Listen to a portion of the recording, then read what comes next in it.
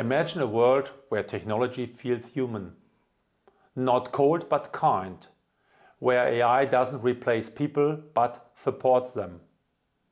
This is where Audrey Tang comes in, former digital minister of Taiwan and now a digital diplomat, philosopher and democrat, a coder since age 8, a hacker, a free thinker. With an IQ of 180, she left school at 14 and shaped her own path. She believes in living intelligence, AI that takes responsibility and grows with us. Not systems that control, but tools that help us become more human. To Audrey Tang, AI is like Plato's cave. It doesn't see the real world, only our descriptions of it. That's why it needs more than computing power. It needs context, responsibility, and human connection. Today I speak with her about Europe's role in tech, the rise of AI co-pilots, and why sometimes it's the cracks in the system where the light gets in.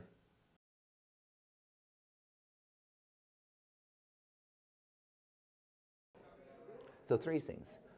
One is a much stronger European leadership when it comes to not just geopolitics, of course, but also on technology. We're seeing many speakers, whether from the US or Asia, referring to EU as a different way to have a more sustainable high technology ecosystem, so that it's not captured just by one winner, but rather by an ecosystem like a European stack that are interoperable, portable, and really upholds the consumer rights as well as human rights for a more ethical innovation landscape. So that as a branding, I think, is very encouraging. And the second thing is, in addition to the vertical takeoff Manhattan Project of super intelligence, which was the dominant narrative, right, for the past couple of years when it comes to AI, there's now an equal attention being paid on the horizontal diffusion race, almost like the moment from mainframes, supercomputers, toward personal computing. People are now saying, actually, the smaller models with just a fraction of energy use and much more steerable by individuals and communities are much more respectful of the local cultures and so on, and do not suffer from the vendor lock-in of this one single big tech regime. And so this idea of a horizontal open source race, not to the takeoff, but rather to diffusion, I think this is also capturing people's attention here in South by. And finally, I think there's this collective wish to move beyond polarization. So whether it is the right wing or the left wing, the speakers that I spoke with, like nobody feel like being trapped into this eternal fight of hate and polarization, especially now after the US election. People are now looking for ways to heal the social fabric, to collectively find something that people can work on together. Like in California, a couple of weeks ago, we just launched, along with Governor Newsom, this Engaged California platform so that we can brainstorm how to recover better from the wildfire. And there's no pro-wildfire party. This is not a partisan thing. And so looking beyond partisan divides and finding the uncommon ground, I think that is also a sense that I get here from South by.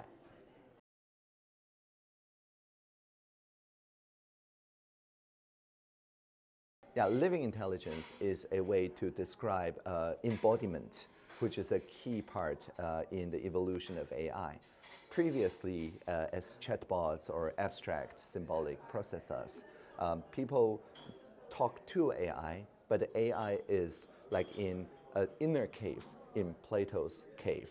So instead of perceiving the world as we do from the cave of our brain, they perceive the world through our textual and image descriptions of our senses, which is an inner cave.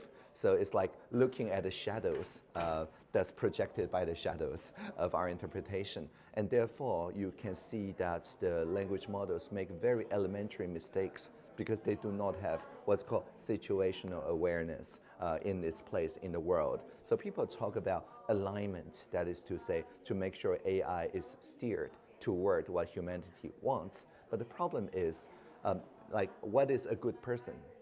Actually, this question is almost meaningless if you do not know the social fabric that this person is in, the here and now that this person is responding to, right? So you can talk about some very abstract rules like commandments, which is all very well and good in the ontology tradition. But actually, when we say somebody is a good person, we actually mean that they're responsible to the people around them, that they take care of people around them, and so on and so forth. And all of this requires this living intelligence of embodied knowledge.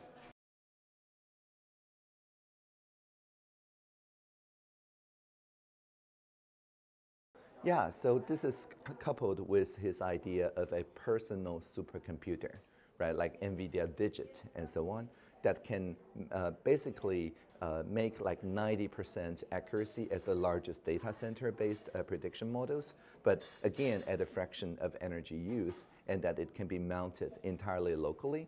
So instead of sending everything it receives, the optics, the sound, and so on to the cloud and then back, which is, you know, high latency, there's a lot of delay, and there's privacy issues and so on and so forth. It can have this brain, so just like a Waymo, which is also a robotic AI, of course. And then you can think of, previously it required a battery the size of a car to do this kind of quick inference on the spot. But now it's shrinking, it's smaller and smaller. So you can think of, even in service industries and in other places where it has to inhabit the world, there's now a lot of research to kind of co-domesticate, so that as the society adjusts to those robotic companions, there's now also ways, like locally, to teach it how to behave better, how to integrate into the society better. So I do agree that we're now welcoming co-pilots into our lives, which is already the case in the manufacturing businesses anyway. But in the manufacturing business, it is more like we adapt the entire production line to the needs of those robotic arms and things like that. But in the service industry, it's the other way around. We need to domesticate these robots to the needs of our society, which is the real challenge. So I say that this trend is just trending upward. It is not in every day, every situation, people welcome an entirely humanoid robot, but the alignment challenge begins now, and people are tackling it very seriously.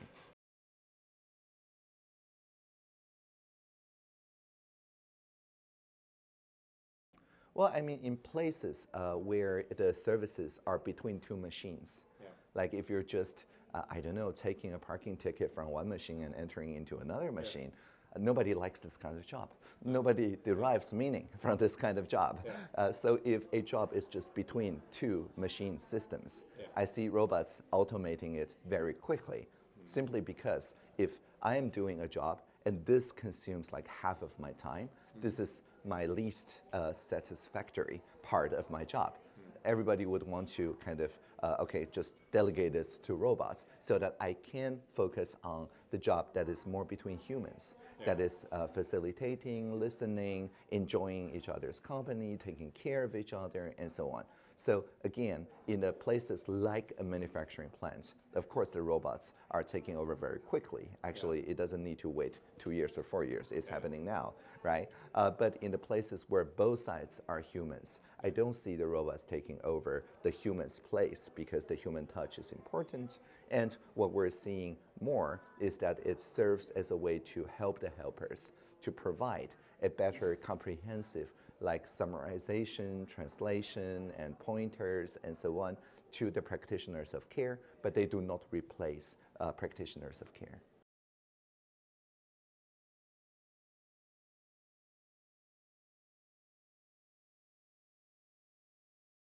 Yeah, of course. So my point is that if in the kitchen you're between one machine, like the refrigerator, and another machine, like the stove, and of course that part machines can learn from the chef and automate it. On the other hand, if it's about talking to customers, it's about learning their preferences, it's about giving them service with warmth and so on, then machines are at best at an assistive role. So if we're just ordering takeout, of course, it's machine delivery. I'm sure that there's our drones that can deliver the takeouts to me. But it is more like I'm going to the restaurant, and the facilitator or the bartender, as we call them, and so on, is about holding a space for positive interactions among humans, then that part is less likely to be replaced by robots.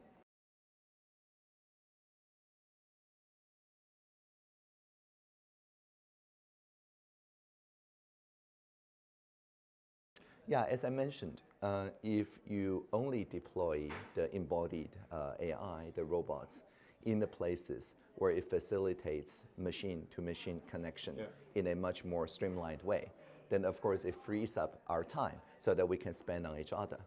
On the other hand, if we deploy it such that, I don't know, instead of hanging out and having a conversation like we do now, I just send my robot and you send your robot. Your robot interviews my robot and record this. It's like, you know, going to the gym and looking at robots lifting the weights. I'm sure it's very impressive, but our muscles don't grow. Our relationship doesn't grow. And so we would just be isolated. And so our robots may become best friends, whatever that may mean, but we will lose friendship because of that.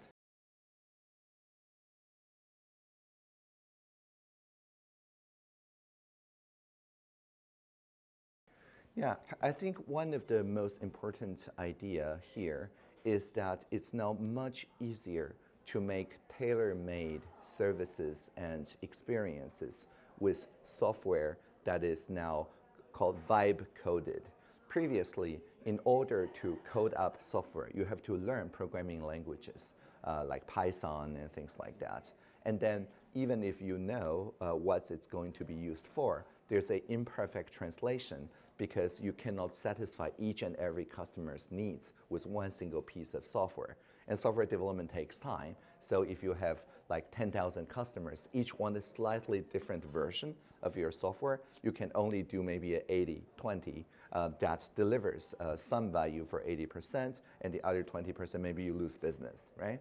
But now with vibe-based coding, the other 20% can just say to their phone, oh, I want this flow to be like this. I don't know how to program, but roughly it's like this. And then a robot just programs that interface. So the backend is the same. It connects to the same database and so on.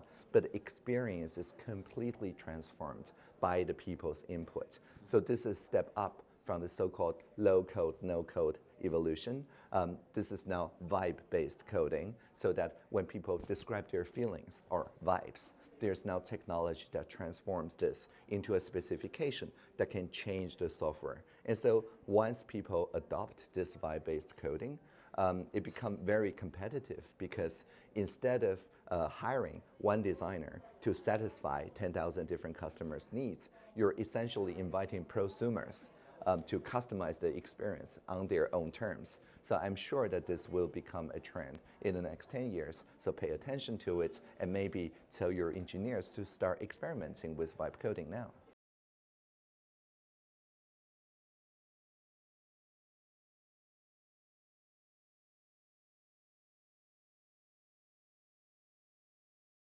Yeah, so we have heard of AGI, and if something is autonomous, and also general and also intelligent, it's actually very difficult to align, especially there's a group of them.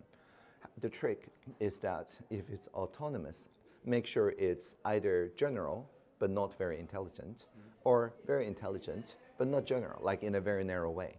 Both of these are much easier to align than something that is autonomous, general, and intelligent. So I encourage you to think about very narrow models that may be super intelligent at, for example, translation, but it does not need to have generalized capabilities. And if you find there's another need that arises, just train another very narrow model. So when they intersect, there's a very clear role, like a model specification on the duties and responsibilities of each of those models. This is much easier than if you have one generalized autonomous intelligence, you make two copies and say, hey, you do translation, and then you do something else. That becomes very hard to align.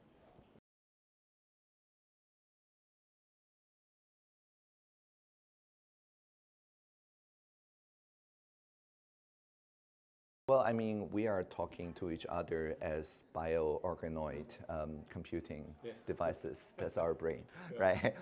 And so in the foreseeable future, I don't see our brains being replaced by silicon. Obviously, it's much more energy efficient. We just had one single plate as breakfast, and we can last until tonight if needed. And so the computers can't do that. So in very energy intensive applications, if you need something that's running locally and you don't have a lot of energy budget, then yes, the organoid paradigm has an edge there. On the other hand, if you do have like very good energy source and you can afford to burn the energy, then currently the silicon-based paradigm is still much more capable when it comes to solving, as I mentioned, the narrow intelligence issues. Whereas the generalized organoid, there's less capability at this moment if you want to train it to be a very narrow superintelligence. So there's some trade-offs in terms of energy and capability. But this is a very exciting point, and I just hope that we can also keep it narrow, because if it's narrow, then it's not general. If it's not general, it's less likely to be conscious, and then there's less ethical burden if we use organoids this way. If it's, again, a super intelligent general purpose thing, then it's probably as conscious as we are, then it becomes very ethically challenging to think about this.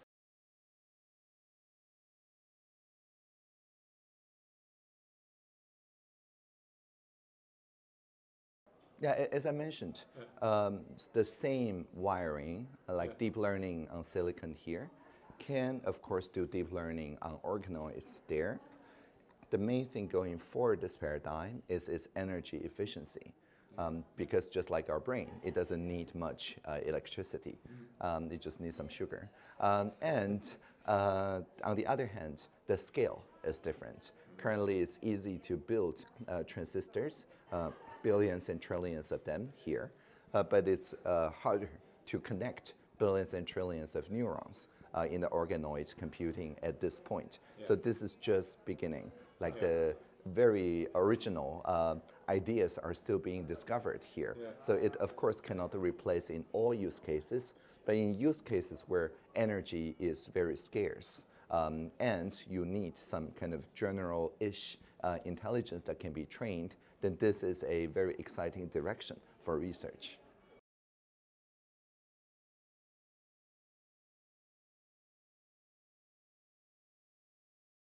Well, I mean, I'm not exactly sure how intelligent the bacteria is. We're talking about neuron cells, right? So it's like withdrawing blood from my blood vein, and then using technology to reduce it back to stem cell, and then to induce it to grow into neuronal cells, and then to link those neurons together, just like the deep learning paradigm connects the silicon neurons together. So in this situation, it's not a full mouse. It is not even a full brain. It is an organoid, meaning that it is just one part of a brain-like structure, structured to solve one of the issues. For example, people teach you to play Pong or something like that, play a video game. And so we're at a very early stage in organoid computing. And my point was, instead of cultivating it to grow like a mouse or like a human, which carries very strong ethical issues, if we can make sure that it is grown in a much more narrow way, in a way that does not give rise to consciousness, then it's both more ethically okay and also easier to align, just like the narrow superintelligences on the silicon level.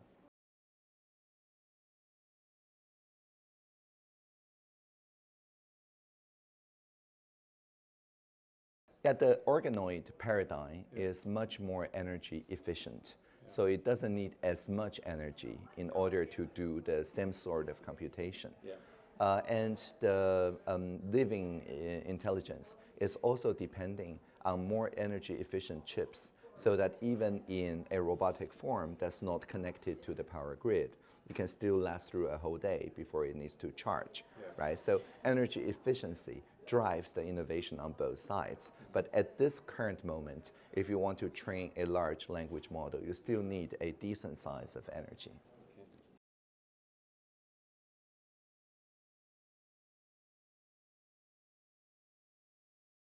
Yes. First of all, I think a shift from just safety mindset for AI, like seatbelt against discrimination and bias, that's very important. But now it's being shifted also toward a security mindset, which means that the weaponized criminal use of AI is going to be a focus, and defense against that is going to be important. Secondly, the defense is not just one single layer, like cyber defense against cyber attacks, but rather people are now realizing autonomous AI attackers would not just stop at cyber attack. They can also do info attack, like fraud, phishing, and things like that, and also potentially other kind of attacks like bio and so on. And so this all of society realization that everybody need to adopt a resilient, like quick recovery mindset instead of just a single defense. This is also a defense in depth is important. And the third is that the supply chain that manufactures such defenses need to be from trusted partners. And so this idea of a global trusted tech standard is very important, because only then we can know that the individual components and services that we use to weave this resilience network is also themselves resilient against such attacks. Otherwise, it's so easy now for the supply chain attack to mount, not directly toward your product and services, but toward the product and service that yours depend on.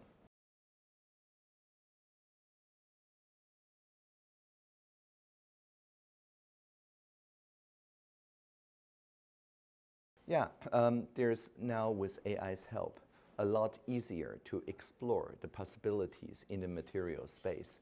So for something very crucial for climate mitigation, for example, a better material for carbon capture, or to depollute air and generate clean water, or for agricultural use, there's many ways, like also increasing the efficiency of solar panels and so on and so forth, maybe nuclear fusion. All this depends on a quicker iteration through the space of material possibilities. So I'm personally also quite excited about this idea of faster exploration on the metamaterial design space.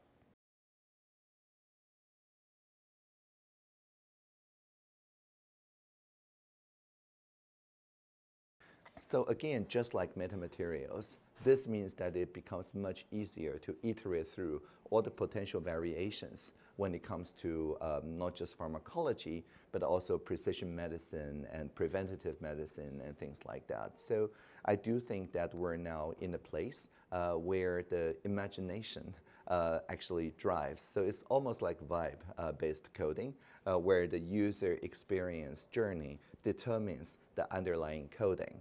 Previously, because it's very expensive to go through this simulation to find whether a structure corresponds to its desired effects. So people can only explore a few lines of thoughts in solution space at a time.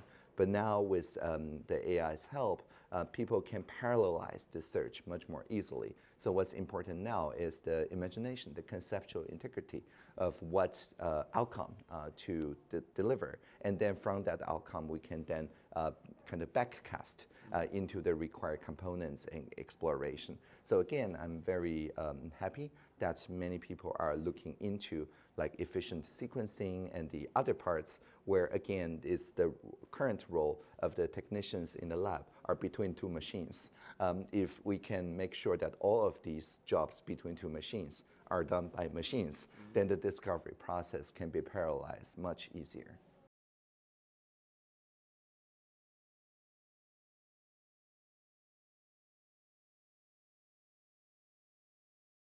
So I think the climate mitigation is not just about one single technology that is deployed universally. Like some people say, geoengineering, put up a sunshade and things like that. I think, of course, these are interesting exploration venues. But to me, what's more important is that in everyday life, what are the viable alternatives that people can take that has a much shorter energy footprint? To use just one simple example, if we had done this interview in augmented reality, it will massively save the air travel. Or if the fuel used for air travel is bio and it's in a way that's more net zero, that will also make air travel less likely to burn such pollutions on the CO2 issue. And so the point here is that for each climate crisis causing contributing factor, there's multiple alternatives possible. And what's efficient is not just to bet everything on one single solution, but to analyze this entire situation and have a parallel, almost swarm-like imagination so that everyone tries to tackle it in a way that's closer to them. And so at the end of the day, we'll have a much more complete like jigsaw pieces of the puzzle instead of just betting the entire civilization on one big intervention.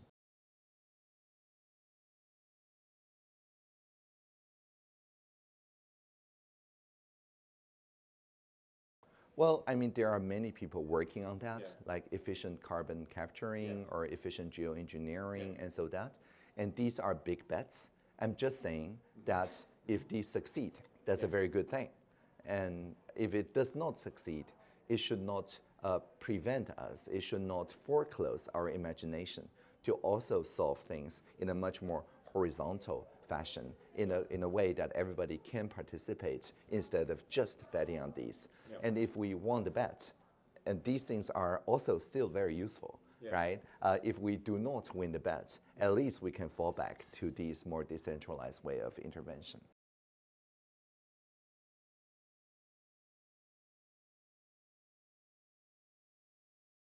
Well, I mean, in many cases, it is about making sure that there's sufficient irrigation and energy and things like that. So when we talk about agriculture, there's a lot, especially the plant-based ones, that can actually use the kind of living intelligences or embodied intelligences that people have to offer even today, right? So not just about the monitoring of the plant growth, not just about the spraying of nutritions and things like that, but a kind of overarching holistic management of such farming endeavor can also be helped by data analytics. And again, everything I talked about is very narrow intelligence. We do not need a super high general intelligence in order to manage a farm. So this is actually a perfect example to this autonomy intelligence that is not general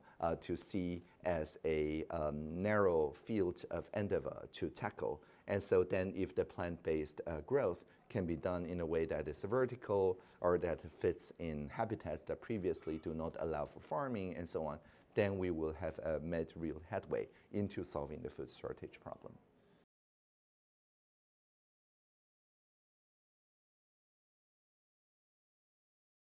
Well, so it's mostly about economy of scale, right? As I mentioned, if you only have a small area and it still require a lot of human intervention, then there's no economy of scale for this kind of intervention. So you either have slightly larger fields with a high degree of automation, some people call it a plant farming factory, or you have 100% automation, and then any small scale can use this entirely automated pipeline. Either way works. But at this point, because we're not at 100% automation, in places without economy of scale, it does not yet make sense.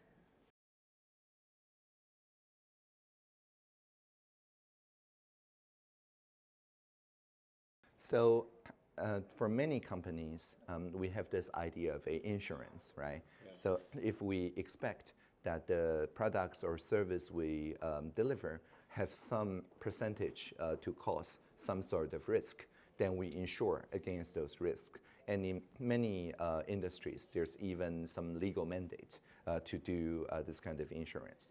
On the other hand, for truly emerging technologies such as AI, there's currently no insurance that looks at how general your AI is. The more general, the more likely it causes this unknown damage, and so the higher the premium it should be to insure you, right? So to develop this insurance-based thinking, I think is a large part of making an industry not just about research, not about moving fast and breaking things, but rather about integration with the society. And in jurisdictions where we do see that sort of voluntary embrace on the not just fiduciary, but also ethical and so on duties, again, like the EU with the AI Act, people tend to trust companies also more compared to jurisdictions where there's no such designs. So I think the mechanisms here can really help to also foster adoption to corners that previously distrust such emerging technology. So it's also good for business. It doesn't have to be bad for business.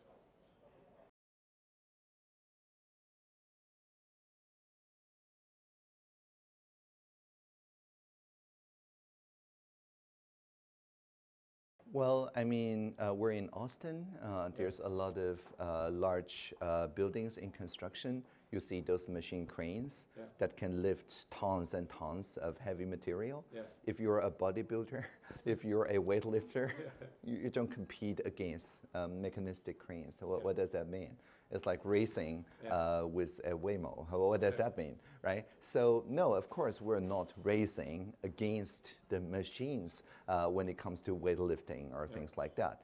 But I mean, the advent of the Industrial Revolution and the entire automation of weightlifting to machines, it's collaboration. It doesn't mean that we don't lift weights anymore, right? So people still go to the gym, and they do that because they want to make friends. They want to feel better about their own body. It's not about they want to achieve perfection at lifting 5 tons of material, right? So prior to the Industrial Revolution, a person's worth and its ability to do this kind of manual labor are somewhat combined. And after Industrial Revolution, these two are entirely decoupled. We do this for the social meaning and not for this industrial meaning. And so we're now seeing this decoupling in other places as well, right? So the fact that machines can perfectly deliver a speech if you give it some script. It can synthesize using my voice, a perfect pitch and so on. It doesn't mean that I don't do interviews anymore, because the point of doing this conversation is to know each other better and also to integrate better into each other's societies and worlds and so on. You can't do that with my acoustic model that synthesizes my voice, right? So the focus on perfection of one task should not detract from our meanings, because meanings to me derive from the social fabric, from this integration to the society, to communities. It does not derive from racing with machines.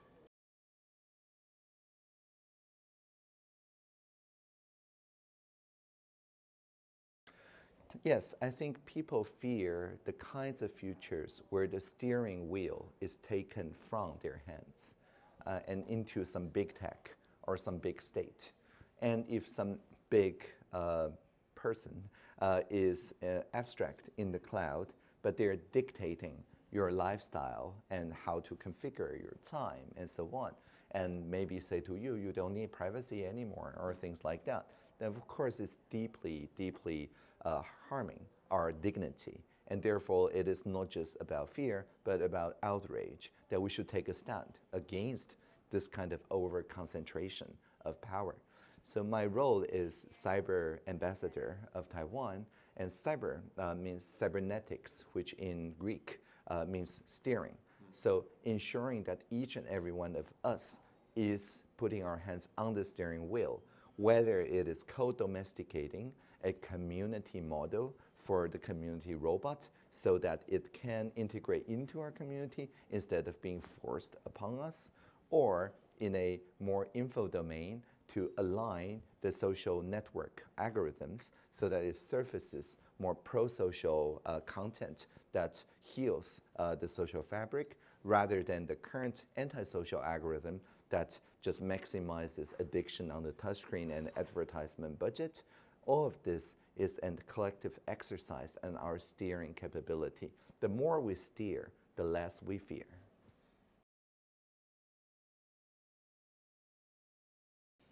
I think in this current age, we have different expectations in a physical space as opposed to an online space.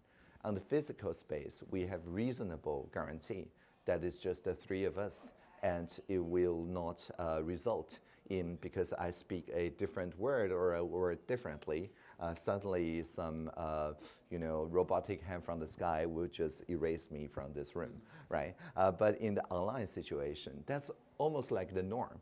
People almost expect that if you say something that triggers the sensors in some of the more authoritarian spaces, you just get shadow banned or just get canceled from the platform. So it gives to a deeply fearful situation in the online world compared to the in-person world. So a lot of the work that we do is about what's called contextual integrity, to use cryptography in a way that we can then restore the expectation that it's just the three of us. There's no fourth person listening. And if you take my quote out of the context to somewhere else, the most you can prove is that it's said by one of the three people here, like Chatham House rule, but you cannot attribute it back to me. So it's called meronymic, not anonymous, but just part of a name, right? So this kind of technologies restore the norm that we have in the in-person space to the online space. And that makes the fundamental rights that we expect in the in-person space possible in the digital space.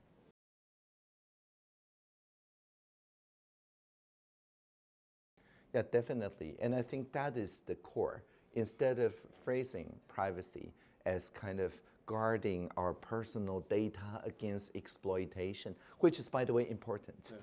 We need also see this conceptual idea of a contextual integrity as well as this privacy as freedom to explore, somewhat outside of the societal norm maybe, but within the norm of the three people here. I think this is important, to have room to experiment, to have room to think outside of the box a little bit without having to justify against a random public view that requires you to basically getting taken out of context and then defending your actions and words in the different context. I think not having to do that all the time is the true value of contextual integrity or privacy, and it's not just about protecting personal data from exploitation.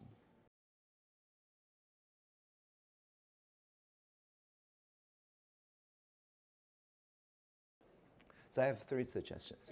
First, join the open movement, whether it's open source, open access, open government, open hardware, and so on. There's bound to be some way that in your business, there's components that you can get the communities to maintain it together and then to learn from everybody else. So this is collaborative learning through the open movement. The second is that you can also join the movement on edge computing or personal supercomputers, as Jensen calls it, whether it's in the service industry where you transcribe or you hear into text locally, or in the manufacturing industry, you do quality assurance and so on. There are ways to have both the data and the algorithm, the model, to be completely under your control, so you do not have to send everything to a company in Silicon Valley and paying $200 per month in subscription. And finally, the third is just to keep an open mind and paying attention to media such as this one, where you can see a little bit of future and help amplifying the future and free the future together.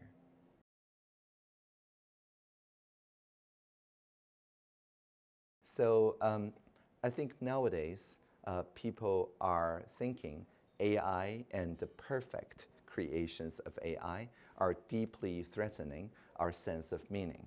But actually, if you release something that is imperfect and invite contributions, that is just the way to invite a community in and then to see the light of the community collaboration. And that is what generates meaning. So to quote my favorite singer-songwriter, Leonard Cohen, ring the bells that still can ring. Forget your perfect offering, for there is a crack in everything. And that is how the light